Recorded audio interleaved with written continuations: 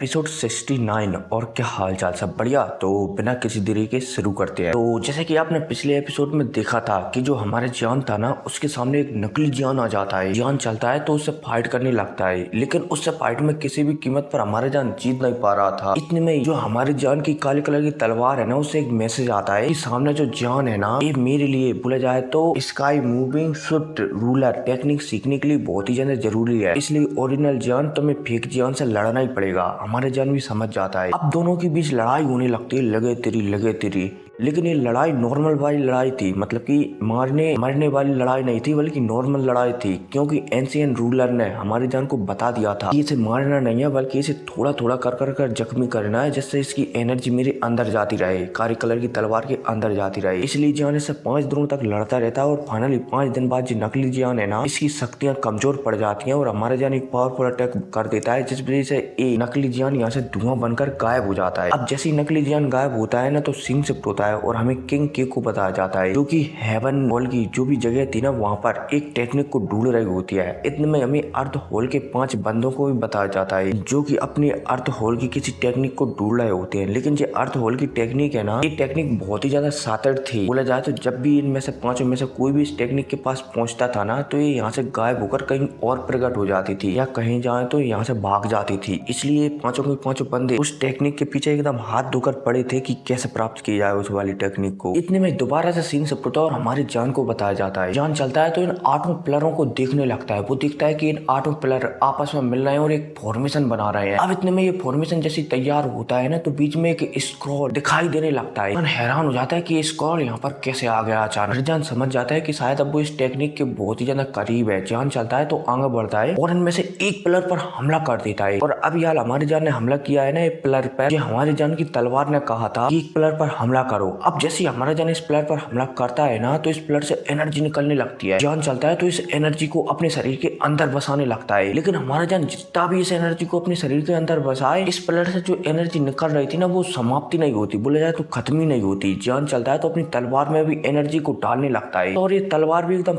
Full हो जाती है एनर्जी को चूसते। फिर भी इस पिलर से एनर्जी निकलना बंद नहीं होती। जान समझ जाता है कि अगर ऐसा ही चलता रहा तो वो किसी गुब्बारे की तरह फूलकर फूट जाएगा। इसलिए जान चलता है तो उसकी डाउ की सी में एक सांड जैसा बिस्ट रहता है। जान चलता है तो सारी की सारी एनर्जी उसके अंदर भिजाने लगता है। अब भाई साहब जैसे जैसे हमारे जान इस एनर्जी को उस सांड जैसे बिस्ट को खिलाने लगता है ना, तो वो सांड जैसा बिस्ट भी और भी ज्यादा पावरफुल होने लगता है। अब इतने में हमें यहाँ पर एक बुड्ढे को बताया जाता है और ये वही बुड्ढा होता है जो कुछ समय पहले हमारे जान के सामने आया था। अब जब ये बुड्ढा हमारे जान को ऐसा करते हुए देखता है ना, तो ये हैरान हो जाता है कि ये तो उसी बंदे जैसा लग रहा है जो बंदा आज से 10,000 साल पहले यहाँ पर आया था। कहीं उस बंदे से कुछ संबंध तो नहीं है। अब मेरे ख्याल से सफेद कलर के कपड़े पहने वाला बुड्ढा ताऊसी गोड की बात कर रहा है कि मानो ताऊसी गोड यहाँ पर आए हो और ये बुड्ढा उनसे मिला। अब वो तो हमें आगे जानकर पता चलेगा। अब जान चलता है तो लगातार इस पिलर की एनर्जी को सोखता रहता है और 7 दिन गुजर जाते हैं और फाइनली 7 दिन बाद इन 8 पिलर की एनर्जी जान अपने शरीर के अंदर सोख लेता है। अब जैसे ही जान इन 7 पिलर की एनर्जी सोखता है ना, तो ये 7 पिलर चलते हैं तो लाइन बाय लाइन एक सीढ़ी के रूप में कन्वर्ट हो जाते हैं कि मानो कोई सीढ़ी बन गई हो और ऊपर जो स्क्रॉल था ना, वो तैर रहा हो हाथ पर हवा में। अब जान इन सीढ़ियों के ऊपर चढ़ने वाला होता है, तभी हमने वो बुड्ढा प्रकट होता है और मस्त तरीके से हमारे जान को ज्ञान देने लगता है कि बहुत अच्छे, तुमने फर्स्ट ट्रायल को पार कर लिया है, अब तुम ये स्क्रॉल ले सकते हो। मतलब कि यहाँ से कुछ कहकर चला जाता है। जान चलता है तो कुछ सोचता है और फिर सोचने के बाद इन 8 सीढ़ियों पर कदम रखते हुए आगे बढ़ने लगता है। अब जान जैसे जैसे हर सीढ़ी पर कदम रखता जा रहा था, वैसे वैसे हमारी जान के ऊपर दबाव पड़ता जा रहा था। लेकिन कुछ समय पहले हमारी जान ने इन पिलरों से जो एनर्जी को अपने शरीर में बसाया था ना, उस एनर्जी की वजह से ये दबाव थोड़ा बहुत कम हो गया था। इसलिए हमारा जान मुश्किल से ही सही, लेकिन 8 सीढ़ियों को पार कर यहाँ पर स्क्रॉल तैर रहा था ना, वहाँ पर पहुंच जाता है। अब जैसे ही हमारा जान यहाँ पर पहुंचता है ना, तो सबसे पहले अपना हाथ आगे बढ़ाता है और इस स्क्रॉल को पकड़ लेता है। अब जैसे ही हमारे जान के हाथों में जो स्क्रॉल आता है ना, तो ये भागने की सोचता है।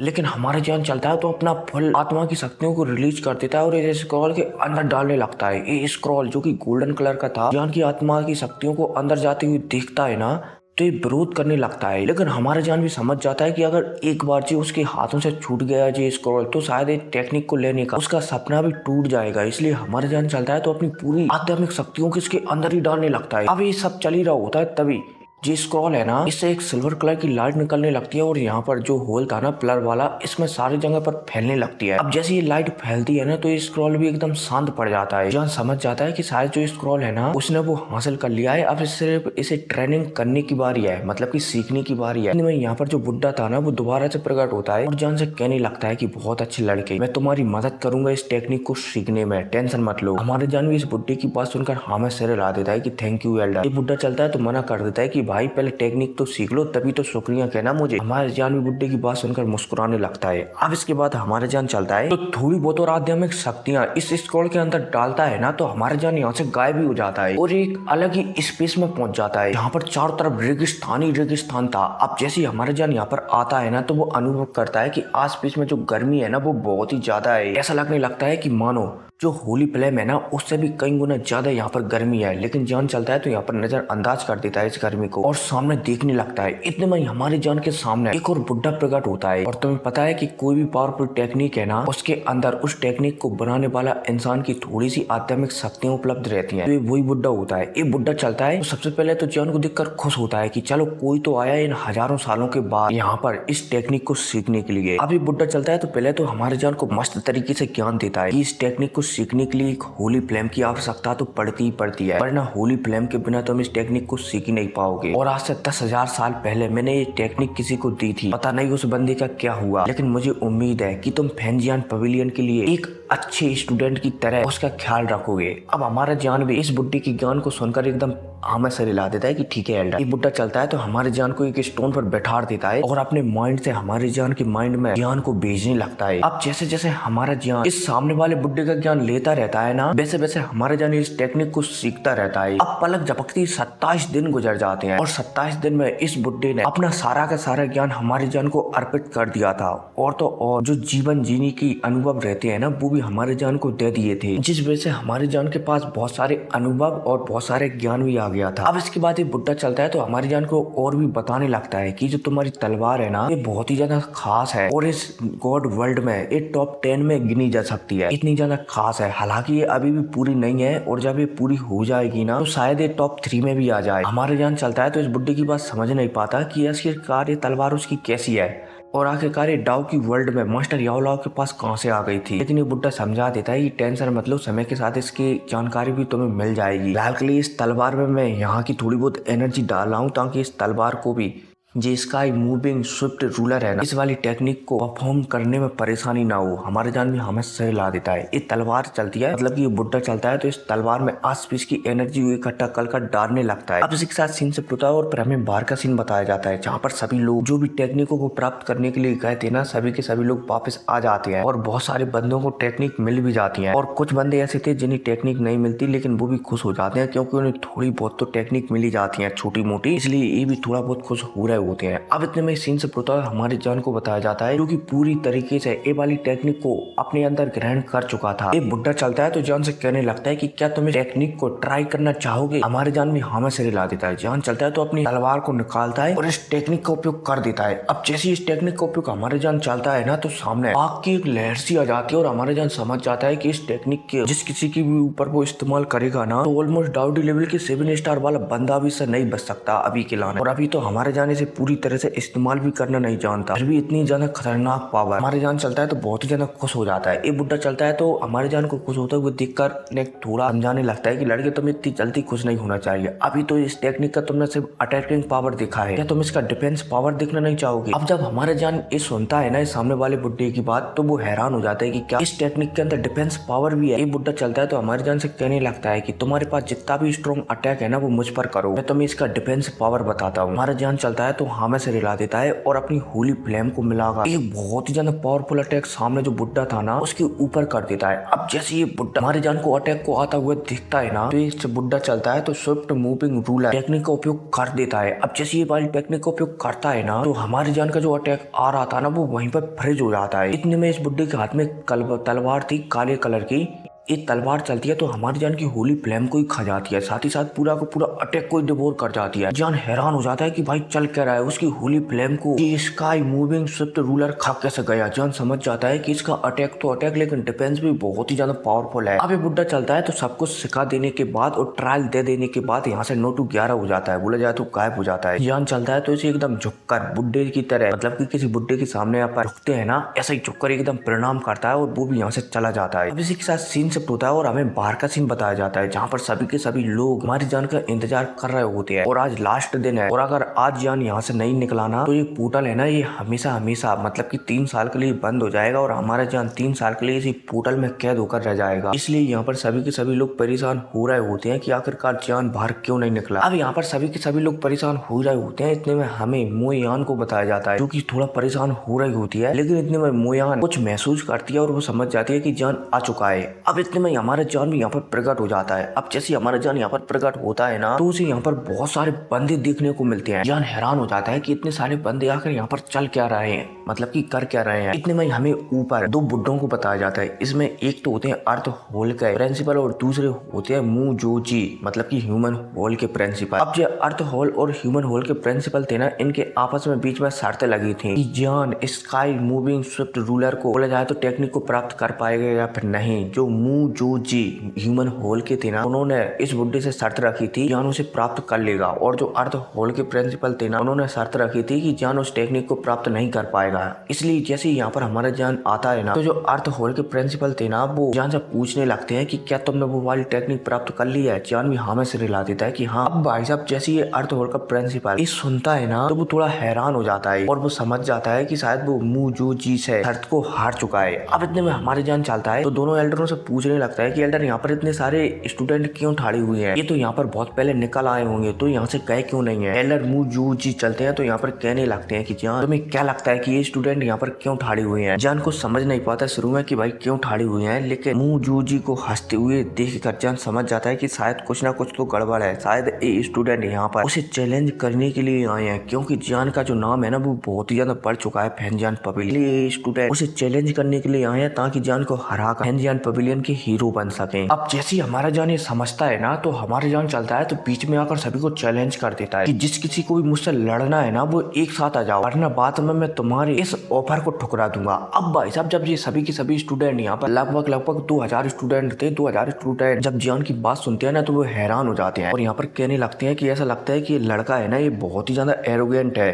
जो एक साथ सभी स्टूडेंटों को चैलेंज कर रहा है। अब भाई साहब ये स्टूडेंट अपने आप को चैलेंज होता हुआ देखकर इनमें से 100 स्टूडेंट बाहर निकालते हैं और हमारी जान को चारों तरफ से घेर लेते हैं। अब जैसे ही हमारे जान अपने आप को गिरा हुआ पाता है ना तो मुयान चलती है तो वो हमारे जान की मदद के लिए आगे आने लगती है, लेकिन जान चलता है तो मना कर देता है कि टेंशन मत लो, तो क्या मैं 1000 को भी संभाल सकता हूँ। अब तो जैसे ही हमारे जान 100 स्टूडेंटों को अपने ऊपर गिरा हुआ देखता है ना तो जान चलता है तो उसने कुछ समय पहले ही जो स्काई मूविंग रूलर टेक्निक थी ना उसका इस्तेमाल कर देता है। अब भाई साहब जैसे ही इसका इस्तेमाल करता है ना तो यहाँ पर जो 100 स्टूडेंट हमारे जान को चैलेंज करने के लिए मैदान में उतरते ना उन सभी की शक्तियां दबने लगती हैं और वो समझ जाते हैं कि जान बहुत ही ज्यादा पावरफुल था, बोले जाए तो पावरफुल है, इसलिए 100 के 100 बंदे पीछे हट जाते हैं वो भी बिना कुछ प्रॉब्लम के, क्योंकि वो समझ जाते हैं जान की sky moving Swift ruler technique को देखते हैं, इसलिए वो तुरंत पीछे हट जाते हैं। जान भी इन सभी को पीछे हटता हुआ देखकर अपनी जो टेक्निक है ना उसे दोबारा से अपने पास रख लेता है। अब इतने में हमें जो अर्थ होल का दूसरे नंबर का बंदा था ना जू यू यान, उसको बताया जाता है। ये भी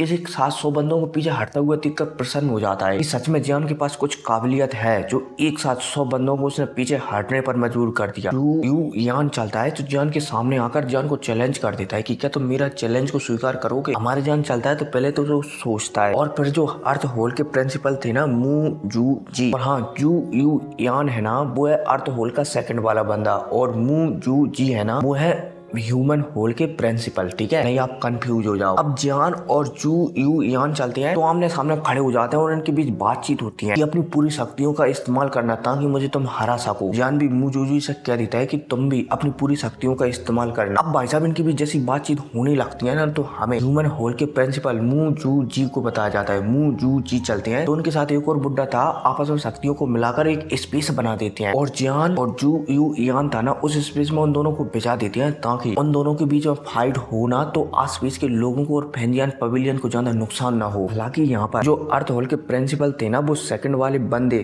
जू यू यान से कह देते हैं कि ज्यादा जिंदगी और मौत की फाइट मत करना, और जो मू जू जी थे ना वो भी जान से कह देते हैं कि अर्थ होल के सेकंड वाले बंदे से ज्यादा जिंदगी और मौत की फाइट ना करना। और भाई साहब दोनों के दोनों जियान और जू यू यान अपने प्रिंसिपलों की बात सुनकर हमें से रिला देते हैं कि टेंशन मत लो टीचर, हम पूरी कोशिश करेंगे कि हम जिंदगी और मौत की फाइट तक ना पहुंचे। अब जियान और जू यू यान को बताया जाता है जो कि एकदम आमने सामने खड़े हुए होते हैं। जान चलता है तो पहले जो उसका रूलर था ना, तलवारबाजी इमोर्टल वाली टेक्निक है ना, उसके फर्स्ट लेवल का इस्तेमाल करता है। जू यू यान चलता है तो बड़ी ही आसानी से अटैक को रोक लेता है। अब इसके बाद हमारे जान चलता है तो दूसरा, तीसरा, चौथा चारों लेवलों का एक साथ इस्तेमाल कर देता है। जू यू यान चलता है तो इन अटैकों को भी रोक देता है। अब जैसे जू यू यान इन अटैकों को रोकता है ना तो उसे घंटा भी फर्क नहीं पड़ता हमारी जान के इस अटैकों से। हालांकि उसे थोड़ा बहुत तो फर्क पड़ा था लेकिन इतना ज्यादा नहीं पड़ा था। लेकिन जू यू यान आपस में मतलब कि आस भी महसूस कर रहा था कि इन अटैकों की वजह से चारों तरफ फ्लेम ही फ्लेम फैल चुकी है। इसलिए जू यू यान चलता है तो उसके पास जो जिंदगी और मौत की बिजली वाली शक्तियां थी ना उन्हें अपने शरीर के ऊपर लपेट लेता है ताकि जान के आस पास जो हेवनली फ्लेम है ना उसे चोट ना पहुंचा सके। जो जू यू यान की जिंदगी और मौत की शक्तियां थी ना ये 8वें नंबर की शक्तियां थी। और तो और जिंदगी मौत की शक्तियां रहती है ना जब अपन डाउडी के 7 स्टार पर पहुंचते हैं ना तो ये और भी ज्यादा पावरफुल हो जाती है, क्योंकि इन जिंदगी और मौत की शक्तियों में हमारे 7 स्टार पर पहुंचने पर हमारे शरीर की जो शक्तियां है ना, जैसे हमारे जान के पास फायर की शक्तियां हैं तो ये फायर भी जिंदगी और मौत की शक्तियों में मिल जाएगा। तो वैसे जो जू यू यान था ना उसके पास धरती वाली शक्तियां थी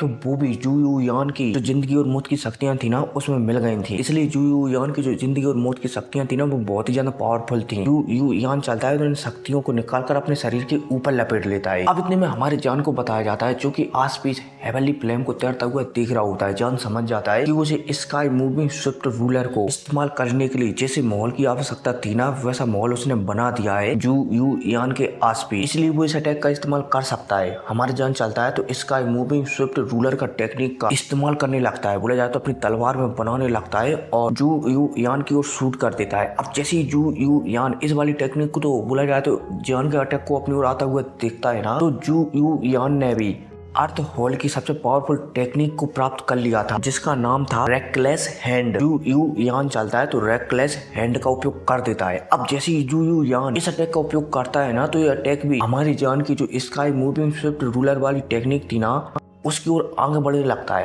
अब जैसे ही दोनों अटैक आगे बढ़ते हैं ना तो आसपास का जो वातावरण था ना वो कांपने लगता है और तो और आसपास पोर्टल भी ओपन होने लगती हैं, क्योंकि ये दोनों टेक्निक है ना एक फेंजियान पवेलियन की सबसे पावरफुल टेक्निकों में से एक है। इसलिए वातावरण में भी चेंजेस आने लगता है और तो और धरती भी कांपने लगती है। अब इतने में हमें दोनों बुड्ढों को बताया जाता है जिन्होंने एक स्पेस बनाया था। अब जैसे ये स्पेस हिलने लगता है ना तो ये दोनों बुड्ढे चलते हैं तो और भी एनर्जी इस स्पेस में डाल देते हैं ताकि ये स्पेस टूटे ना, नहीं तो ये स्पेस टूट गया ना तो यहाँ पर बहुत सारे लोग जख्मी हो सकते हैं। इसलिए ये स्पेस को भी बहुत ही ज्यादा मजबूत कर देते हैं। अब इतने में इन दोनों अटैकों को बताया जाता है। ये दोनों अटैक चलते हैं तो आपस में यहाँ पर टकरा जाते हैं धड़ाम और चारों तरफ एनर्जी की वेव फैल जाती है और तो और जो स्पेस था ना ये भी चटक जाता है। लेकिन दोनों बुड्ढे इसमें एनर्जी डाल रहे थे इसलिए ये स्पेस पूरी तरह से टूटता नहीं है। अब इतने में हमें इस स्पेस के अंदर का सीन बताया जाता है जहाँ पर चारों तरफ धुआं ही धुआं था। अब थोड़ी देर तक ये धुआं इधर उधर भटकता रहता है और ये धुआं शांत हो जाता है। अब जैसे ये धुआं शांत होता है ना तो हमारे जान को बताया जाता है जो कि एक तंदुरुस्त तरीके से ठाड़ा हुआ था लेकिन थोड़ा सा ऐसा लग रहा था कि मानो थोड़ा सा जान कमजोर पड़ गया हो। इतने में हमें जू यू यान को भी बताया जाता है जो कि एकदम चिल अंदाज में ठाड़ा हुआ था और उसे घंटा भी फर्क नहीं पड़ रहा था कि जान का अटैक कैसा है। लेकिन जू यू यान चलता है तो वो मुस्कुराने लगता है और कहने लगता है जान से कि सच में जान तुम बहुत ही ज्यादा टैलेंटेड हो, तुमने इस फाइट को जीत लिया है। अब जैसे ही भाई साहब जू यू यान एक कहता है ना तो आसपास के सभी लोग हैरान हो जाते हैं कि क्या जू यू यान ने हार मान लिया, जान इस फाइट को जीत चुका है। इतने में हमारी जान को बताया जाता है जो कि समझ जाता है कि जू यू यान को हराना बहुत ही ज्यादा मुश्किल है। अगर उनके बीच जिंदगी और मौत की फाइट होए ना तो जू यू यान के 60% चांसेस है कि वो ही जीतेगा और 40% मेरे चांसेस हैं, बोला जाए तो जान के चांसेस हैं कि वो जीतेगा। इसलिए जान समझ जाता है कि जू यू यान बहुत ही ज्यादा पावरफुल है। जैसे यहाँ पर हमारे जान विजय घोषित होता है ना तो चारों तरफ हंगामा गूंजने लगता है कि जान जीत गया, ह्यूमन होल दोबारा से पहले जैसा होने लगा है, ऐसा वैसा जेबो। यहाँ पर थोड़ी बहुत और बातचीत होती है और सब अपने अपने रास्ते निकल जाते हैं। जान चलता है तो वो अपने साथियों के साथ ह्यूमन हॉल की ओर आगे जाने लगा। अब रास्ते में जाते हुए जो अर्थ हॉल की नंबर 1 स्टूडेंट या फिर बोला जाए तो हेवन हॉल हॉल की स्टूडेंट थी ना, वो जान से कहने लगती है कि जान हम गोलियों को कभी रिफाइन करेंगे। हमारे जान भी कह देता है कि जब भी तुम्हारे पूरा सामान मिल जाए ना, हैंजियन पवेलियन का जो बम्बू हाउस है ना, वहाँ पर तुम आ सकते हो, वहाँ पर हमें इस गोली को रिफाइन कर देंगे। किंग के भी हमें से रिला देती है और यहाँ से चली जाती है। अब इसके बाद जान अपने रास्ते जा ही रहा होता है, तभी जो लिटली है ना, वो हमारे जान से कहने लगता है कि कुछ गड़बड़ है, शायद बहुत जल्द डाउडी के 9 स्टार पर ब्रेक थ्रू करने वाला हूँ। हमारे जान भी समझ जाता है। यहाँ पर ये दोनों ज्यादा बात नहीं करते। हमारे जान कह देता है कि तुम मेरे रूम में आकर मिलना। लिटली भी हमें से रिला देता है। इसके बाद हमें मोयान को बताया जाता है, जो कि रास्ते में चलते हुए जान से पूछने लगती है कि तुम्हारे और किंग के बीच क्या चल रहा है। हमारे जान चलता है तो किंग की ओर देखकर मुस्कुराने लगता है और कहने लगता है कि ज्यादा कुछ नहीं, बस वो मुझसे एक इमोर्टल लेवल की, बोला जाए तो डाउडी लेवल की एक गोली बनवाना चाहती है, जो कि रैंक 2 की होनी चाहिए, इसलिए वो मुझसे मिलने के लिए आती रहती है। मोयान भी हमें से रिलाती है, लेकिन थोड़ी बहुत तो जल रही होती है मोयान कहीं ना कहीं। अब भाई साहब बात करते करते जान चलता है तो अपने कमरे में पहुंच जाता है। इसी के साथ सीन शिफ्ट होता है और हमें किंग के को बताया जाता है, जो कि किंग लाओ से बात कर रही होती है। और जो मास्टर किंग लाओ है ना, जो हेवन हॉल के प्रिंसिपल है, ठीक है, किंग लाओ से बात कर रही होती है कि एल्डर, सॉरी मतलब कि टीचर, आपको क्या लगता है कि जियान मुझसे पावरफुल है या फिर मैं जियान से पावरफुल हूँ।